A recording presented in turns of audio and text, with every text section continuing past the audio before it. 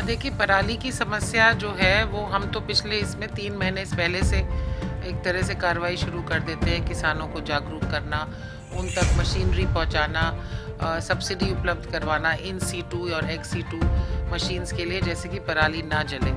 पर जैसे कि आपको पता है कि अभी सुप्रीम कोर्ट ने भी माना है कि पराली इसका मुख्य कारण नहीं है। सुप्रीम कोर्ट के आदेशानुसार उन्होंने ये ऑर्डर पारित किया है कि अदर देन जो गैस पीएनजी वगैरह जो सीएनजी वाली इंडस्ट्रीज, उनको छोड़कर बाकी सभी इंडस्ट्रीज फिलहाल प्रतिबंधित हैं। पंजाब केसरी में आप सबका स्वागत है। मैं हूं चंद्रशेखर धरनी। हरियाणा कृषि विभाग की एसीएस तथा हरियाणा प्रदूषण विभाग में चेयरमैन है डॉक्टर सुमिता मिश्रा हमारे साथ मौजूद है। इनसे बातचीत करेंगे। मैम, सबसे पहले स्वागत है पंजाब केसरी में आपका। नमस्कार। मैम, जिस प्रकार से दिल्ली के सराउंडिंग एरिया में प्रदूषण को लेकर सारा हरियाणा भी चिंतित है और दिल्ली भी चिंतित है, उसको लेकर रोकथाम के लिए क्या प्रयास किए जा रहे हैं? पराली ना जले, लोगों को कैसे अवेयर किया जा रहा है? देखिए, पराली की समस्या जो है वो हम तो पिछले इसमें 3 महीने पहले से एक तरह से कार्रवाई शुरू कर देते हैं। किसानों को जागरूक करना, उन तक मशीनरी पहुंचाना, सब्सिडी उपलब्ध करवाना इन सीटू और एक्स सीटू मशीन्स के लिए, जैसे कि पराली ना जले।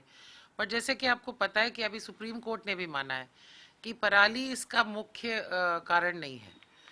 जो हमारी साल भर की जीवन शैली है वो कंट्रीब्यूट करती है पोल्यूशन के लिए, चाहे वो ट्रैफिक है, गाड़ियां हैं, petrol diesel emissions, fuel emissions है, इंडस्ट्री है, कंस्ट्रक्शन वर्क है, और इन सभी पे जो हमें बदलाव करने की ज़रूरत है उस पे अब ध्यान देने की आवश्यकता है, ना केवल पराली पे।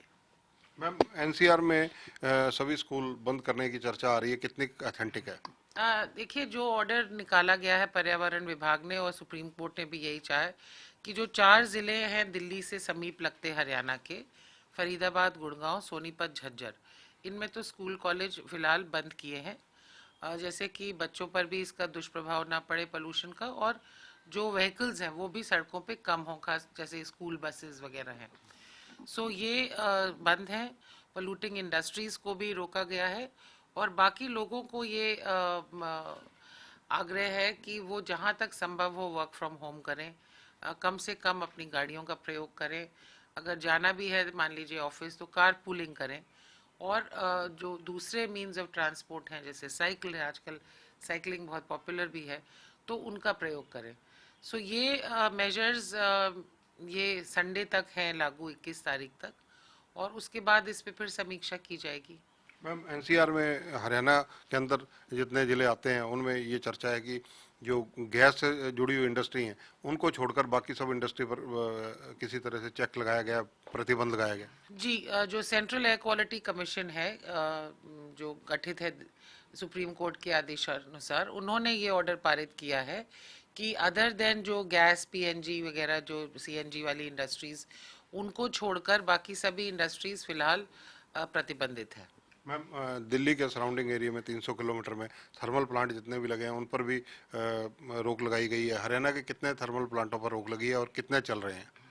2 शटडाउन किए हैं जैसे कि आपने पढ़ा भी होगा, और बाकी इंडस्ट्रीज को भी हम इन्फोर्स कर रहे हैं, और अगर कोई इसकी उल्लंघना की जाएगी तो उन पे सख्ती से कार्रवाई होगी। मैडम, जनरेटर सेट हैं जो, वो इमरजेंसी सर्विसेज को छोड़कर कहाँ कहाँ प्रतिबंधित किए गए हैं? नहीं, आपने खुद ही कह दिया, इमरजेंसी सर्विसेज को छोड़ के फिलहाल जनरेटर सेट्स भी प्रतिबंधित हैं, क्योंकि इनके भी फ्यूम्स से काफ़ी प्रदूषण होता है, और ये एनसीआर के ज़िलों में ही है, ना कि पूरे हरियाणा में। मैम, हरियाणा के 9 शहर हैं जहाँ 381 के करीब एसक्यू वाई आ रहा है। उसको लेकर सरकार ने किस प्रकार से कदम उठाए हैं ताकि उस पर नियंत्रण पाया जा सके?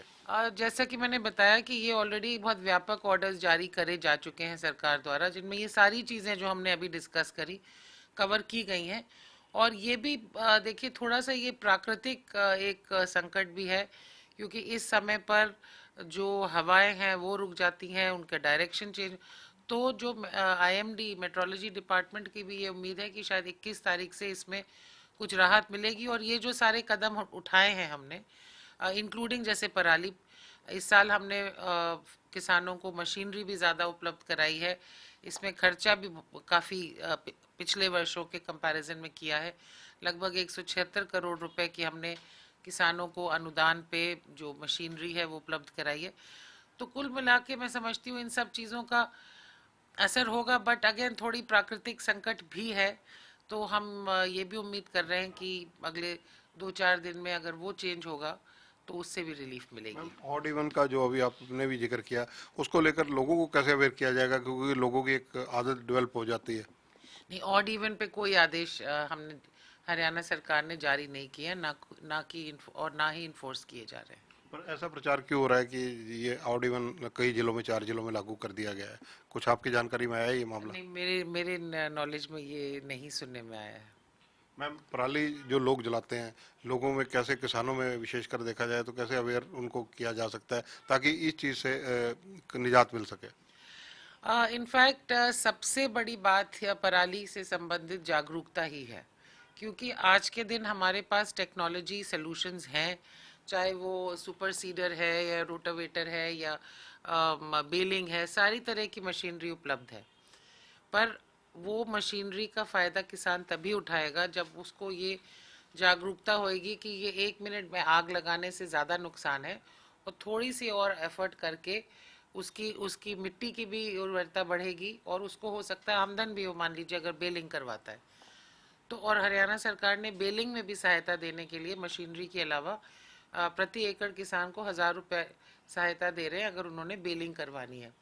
और ये जागरूकता बढ़ाने के लिए हमने निरंतर पिछले 2 महीने में लगभग पूरे हरियाणा में जो हमारे सेंसिटिव गांव थे, क्रिटिकल गांव थे, जहां पे हमें सैटेलाइट डेटा है कि जहाँ पे पिछले सालों में भी आग लगाई गई थी, वहाँ पे हमने कैंप्स किए हैं। करीब 10,000 से भी ज़्यादा किसान जागरूकता शिविर हम लगा चुके हैं। और आज 18 नवंबर है, आज भी पूरे प्रदेश में हर गांव में, हर ज़िले में जहाँ पे अभी भी पराली एक इशू है या जहाँ पे अभी कटाई पूरी नहीं हुई है, सभी जगह जागरूकता रैली निकाली जा रही है। और मुझे उम्मीद है कि उससे भी समाज में, किसानों में, बच्चों में, क्योंकि बच्चे भी अपने कई बार माता पिता को सही राह दिखाते हैं, हमने देखा ही अभी, तो उन सब में जागरूकता आएगी और इसको हम और रोकथाम कर पाएंगे। मैम, पराली जिन लोगों ने जलाई, हरियाणा में अभी तक कितने मुकदमे दर्ज हुए, क्या कार्रवाइयाँ हुई? हमने अभी तक लगभग 150 ऐसे मुकदमे दर्ज किए हैं और लगभग मेरे ख्याल से करीब 60-70 लाख रुपए फाइन मौके पे लगाया है और कई हज़ार चालान किए गए हैं। तो इन्फोर्समेंट भी हम कर रहे हैं और इन्फोर्समेंट पूरी सख्ती से किया जा रहा है। पर मैं शुरू से ये कह रही हूँ और आज भी मेरा यही मानना है कि देखिए, इन्फोर्समेंट तो बाद की चीज़ है, हमें उसे पहले रोकना है। क्योंकि हम जो मर्जी फाइन लगा लें, जो नुकसान होना था वो तो हो गया, एक आग लग गई, पर्यावरण में प्रदूषण हो गया। तो हमारी फोकस ये रही है कि हमें उसको पहले रोकना, प्रिवेंशन। कौन कौन से जिले अव्वल रहे, मतलब अगर कहा जाए पराली जलाने में क्रम अनुसार 1, 2, 3, 4 कुछ अंकलन किया हो? का मतलब है कि अव्वल रहे, ज्यादा जलाना है। देखिए, जो हमारे मेन धान के जिले हैं, करनाल, कैथल, कुरुक्षेत्र और फतेहाबाद, ये सबसे ज्यादा यहाँ पे पराली के हमारे पास केसेस सामने हैं। मैम, पराली ना जलाने पर इंसेंटिव गवर्नमेंट क्या देती है किसानों को, क्या किस तरह से देती है? इंसेंटिव मैंने बताया कि एक तो अगर वो बेलिंग करानी हो तो उसके लिए 1000 रुपये प्रति एकड़ देती है, प्लस मशीनरी पे 50 से 80% तक हम अनुदान दे रहे हैं, सब्सिडी दे रहे हैं। अगर वो कस्टम हायरिंग सेंटर में लेता है तो 80% सब्सिडी, उसको सिर्फ 20% खर्चा करना है, और अगर इंडिविजुअल ले रहा है तो 50% तक सब्सिडी है। तो ये सब सहायता ही है सो दैट पराली ना जलाई जाए। धन्यवाद मैम। तो ये हैं डॉक्टर सुमिता मिश्रा, जिन्होंने हमसे बातचीत की और कई अहम इश्यूज जो इस वक्त के ज्वलंत मुद्दे हैं उन पर खुलकर चर्चा की। कैमरामैन संजय सिंह के साथ चंद्रशेखर धरनी, पंजाब केसरी टीवी, चंडीगढ़। हमसे जुड़े रहने के लिए हमारे YouTube चैनल को सब्सक्राइब करें और नई वीडियो की नोटिफिकेशन के लिए बेल आइकॉन को दबाएं। अगर आप ये वीडियो Facebook पर देख रहे हैं तो लाइक जरूर करें और ज्यादा से ज्यादा शेयर करें। धन्यवाद।